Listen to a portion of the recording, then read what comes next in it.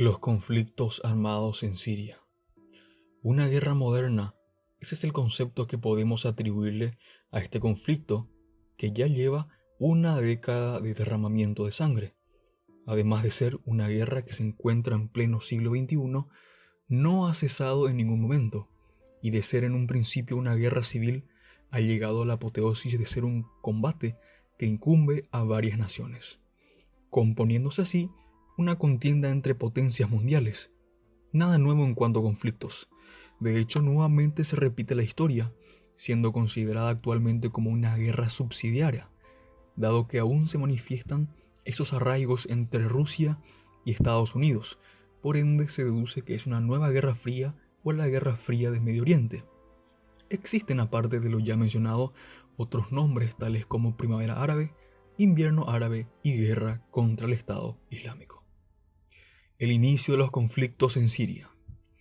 La gestación de estas barbáricas manifestaciones, donde se han llevado la vida de miles, se inicia en el 2011. La extrema desigualdad que mantenía hasta esos tiempos habría colmado la paciencia de las mayorías islámicas. Esta afección socioeconómica es sin duda un factor primordial para un país en desarrollo. Bashar al-Assad, presidente actual de Siria, no ha puesto en práctica aquellas palabras de libertad y progreso.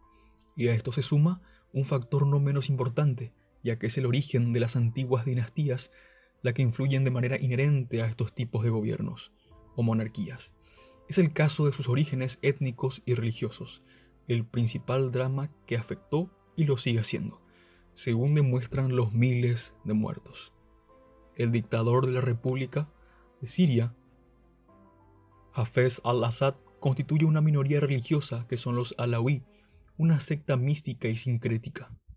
Al combinar varias tendencias y dogmas ajenos al Islam, incluyendo doctrinas neoplatónicas, gnósticas y cristianas, o un chiismo duodecimano o imaníes que se contrapone a los principios del Islam.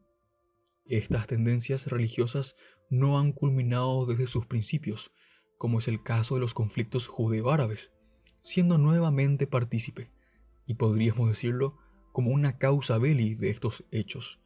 Por su parte, la mayoría islamita observaba cómo estas minorías, los alawí, eran los más beneficiados desde el inicio de la dinastía al-Assad, y esto fue acumulándose desde las 3 reelecciones que han ganado Bashar.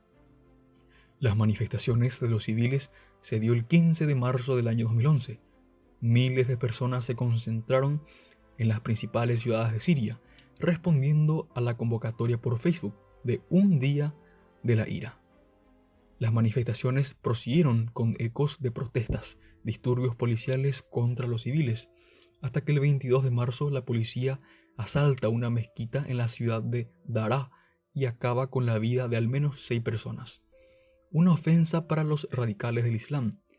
Al día siguiente, al menos 15 civiles y un soldado fallecen en Daraa al intentar dispersar las fuerzas de seguridad a los asistentes a los funerales de los fallecidos el día anterior. Estos hechos se extendieron hasta el 22 de abril del mismo año, donde murieron aproximadamente 88 personas. Esto causó el interés de ciertas autoridades de todo el mundo. Estos escenarios derivaron en enfrentamientos entre las fuerzas armadas del país y la denominada oposición siria, que incluyen varios grupos terroristas. Posteriormente se transformó en un conflicto internacional, donde las potencias de Estados Unidos, Turquía y grupos terroristas han tenido una gran afección y han tomado cartas en el asunto. Y ya en pleno 2021 se cumplen 10 años desde su gestación, donde se han experimentado con armas químicas contra civiles, en especial niños. Las causas son distorsionadas según los intereses de los países aliados al imperialismo de Norteamérica y su régimen en Occidente. Tanto la destrucción de la dictadura de al-Assad como la posibilidad de construcción de un oleoducto que proviene de Kuwait, Arabia Saudita y demás países que poseen gran cantidad de petróleo y son aliados del imperialismo, a lo que Siria se opone a este oleoducto. Son varias las causas. En este caso, tendemos a decir que las causas son dinámicas, pero en especial lo que más han sufrido son los civiles, mujeres, niños y ancianos.